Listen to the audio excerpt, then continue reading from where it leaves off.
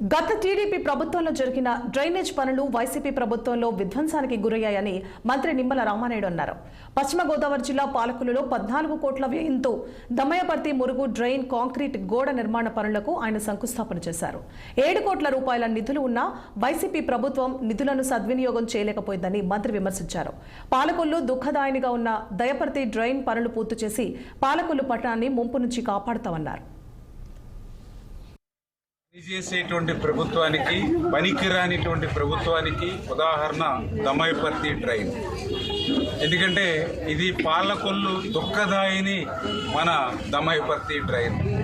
ఈ దమయపర్తి డ్రైన్కి చిన్నపాటి వర్షం వస్తే 15-14 వార్డులు మరి బొడ్డు లోతు నీళ్ళలో మునిగిపోయేటువంటి పరిస్థితి.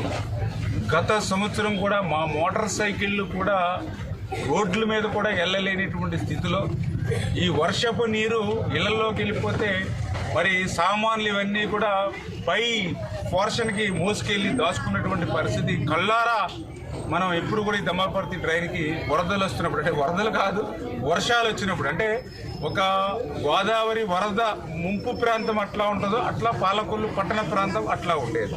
మరి అటువంటి దమయపర్తి డ్రైన్కి సంబంధించి ఆ రోజు నేను 2014-19 ఎమ్మెల్యేగా ఉన్నప్పుడు 6 కోట్ల రూపాయలు ఆ రోజు నిధులు మంజూరు చేసి మరి ఏదైతే ఆ పనుల్ని ప్రారంభించాలంటే కొద్ది క్లిష్టతరమైనటువంటి పనులు. ఈ యొక్క దమయపర్తి డ్రైన్ అనేది మరి మనిషి నిలువులోతు ఊబితో ఉండేటువంటిది. అటువంటి ఊబిలో కాంక్రీట్ వర్క్ చేయాలంటే చాలా క్లిష్టమైనటువంటి పని. అటువంటి స్థితిలో కూడా ఆ రోజు కష్టపడి ఏదైతే ఆ పనుల్ని నేను ప్రారంభించినటువంటి స్థితి. మరి ఆ రోజు ఉన్న